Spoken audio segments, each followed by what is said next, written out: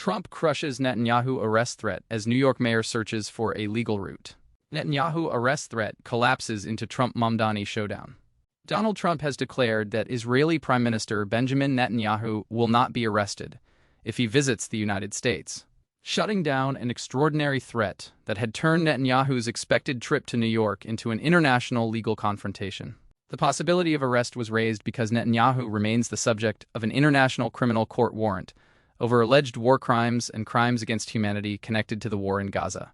New York City Mayor Zohran Mamdani has said his administration is examining whether any lawful route exists to detain Netanyahu when he travels to the city for the United Nations General Assembly in September.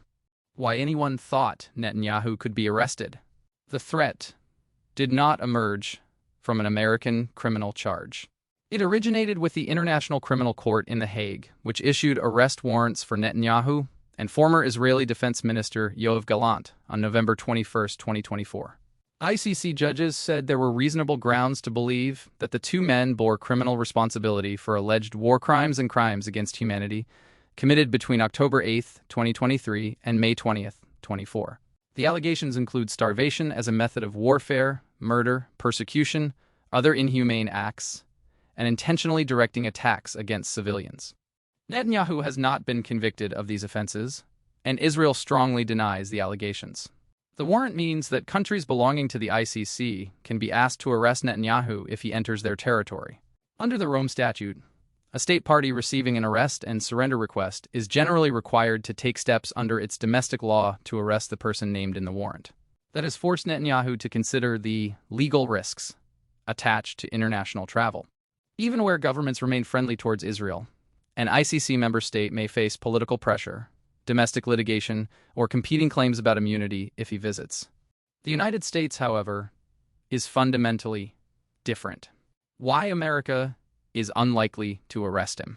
The United States is not a member of the International Criminal Court and does not accept the Rome Statute as binding upon it. Israel is also not an ICC member. Washington's long-standing position is that the court cannot impose obligations upon a country that has not consented to its authority. American law restricts cooperation with the ICC, while successive congressional measures have condemned attempts to investigate or prosecute American personnel and officials from close allied countries. Trump has taken that opposition considerably further. In February 2025, he declared a national emergency over ICC action against the United States and Israel, and authorized sanctions against people involved in efforts to investigate, arrest, or prosecute protected American or allied personnel. In January 2026, Trump extended the emergency, describing the warrants against Netanyahu and Gallant as illegitimate and baseless. His administration's position is therefore not merely that an arrest is unlikely. It regards attempts to enforce the warrant against Israeli leaders as a threat to American sovereignty and foreign policy. Trump's latest declaration reflects that policy. The federal government controls American foreign relations, entry into the country, and diplomatic arrangements surrounding visiting foreign leaders. A city mayor cannot independently rewrite those national policies. Who wants Netanyahu arrested? The formal arrest request comes from the International Criminal Court. Its judges issued the warrant after an application from the court's prosecutor, who alleged that Netanyahu and Gallant were responsible for crimes committed against Gaza's civilian population. The court's position is that it can exercise jurisdiction because the alleged conduct occurred within Palestinian territory covered by the court's jurisdiction.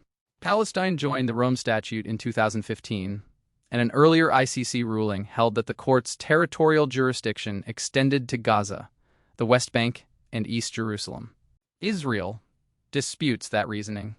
It argues that the ICC lacks jurisdiction over Israeli citizens because Israel never joined the court, and because the Palestinian territories do not provide a valid legal basis for prosecuting Israeli leaders. The ICC appeals chamber handed Israel a partial legal victory in April 2025 when it ruled that judges had failed to address Israel's jurisdictional arguments adequately. It returned the issue to the lower chamber for reconsideration, but refused to suspend the arrest warrants as part of that ruling. Outside the court, Netanyahu's arrest is supported by pro-Palestinian campaigners, international law advocates, and political figures who believe Israeli leaders must be held personally accountable for civilian suffering in Gaza. Mamdani has become the most prominent American official to embrace that position. He has said Netanyahu should face trial in The Hague and has asked New York's legal department to examine whether the city could act if the Israeli prime minister entered its jurisdiction. Mamdani has also acknowledged that any action must comply with local and federal law. Why? The ICC issued its warrant. The central allegation is that Israeli authorities intentionally deprived Gaza's civilian population of objects necessary for survival. ICC judges said the evidence presented at the warrant stage provided reasonable grounds to believe that food, water, medicine, fuel, and electricity had been restricted and that humanitarian assistance had been obstructed. They also alleged that decisions taken by Netanyahu and Gallant contributed to civilian deaths, malnutrition, and severe suffering. The judges further found reasonable grounds to believe that the alleged conduct formed part of a widespread and systematic attack against Gaza's civilian population. These remain allegations that would have to be proved at trial beyond the warrant stage threshold.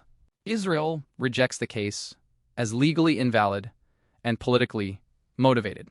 It argues that its military campaign was launched in response to the Hamas attacks of October 7, 2023, that it has acted in self-defense, and that responsibility for civilian suffering rests heavily with Hamas, which operates within densely populated territory. Netanyahu has accused the ICC of targeting Israel while failing to recognize the realities of fighting an armed organization embedded among civilians. Israeli political leaders across much of the country's political spectrum have condemned the warrant. Could New York's mayor order the arrest?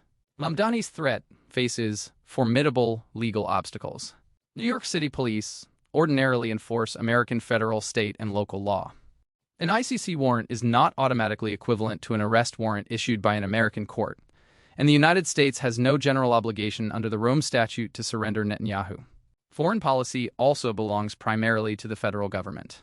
Any attempt by a mayor to arrest a visiting head of government against the explicit position of the president would trigger immediate litigation and an immense constitutional clash.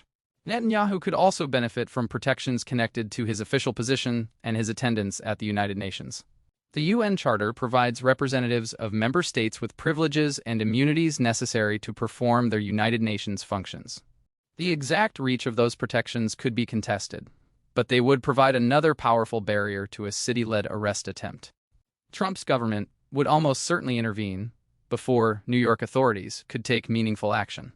Federal agencies control diplomatic security and could challenge or block any city measure deemed inconsistent with national foreign policy. Mamdani's review may therefore produce no viable arrest mechanism. His intervention carries greater political weight than immediate legal force. Why Trump intervened? Trump's statement serves several purposes. First, it reassures Netanyahu that he can travel to the United States without treating New York as hostile territory. Israel remains one of America's closest strategic partners, and allowing a local government to threaten its prime minister would represent a severe diplomatic rupture. Second, Trump is reaffirming that American sovereignty takes precedence over the ICC. His administration has already imposed consequences on the court and rejects the principle that an international institution can compel American cooperation without Washington's consent. Third, the intervention turns Mamdani into a political opponent. Trump can present the mayor's proposal as an example of ideological overreach. A city official attempting to conduct foreign policy, defy the federal government, and enforce the order of a court America does not recognize. The dispute also highlights a widening division inside American politics. Traditional supporters of Israel continue to defend Netanyahu against the ICC, while a growing section of the left wants the United States to treat alleged Israeli violations with the same seriousness applied to leaders from hostile states. What happens next?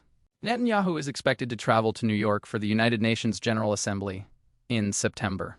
Mamdani's legal team may issue an opinion before then explaining whether the city possesses any independent authority to act. The most likely conclusion is that it does not. Even an attempted detention would face immediate federal opposition, immunity arguments, and questions over whether New York officers had any valid American warrant to execute. The ICC case will nevertheless continue to shape Netanyahu's international movements. Countries belonging to the court may face pressure to arrest him, while governments opposed to the warrant may search for legal grounds to preserve immunity or avoid enforcement. Trump has effectively removed the uncertainty inside the United States. Netanyahu may remain wanted by an international court, But as long as Washington refuses to recognize that court's authority, the arrest warrant ends at America's border.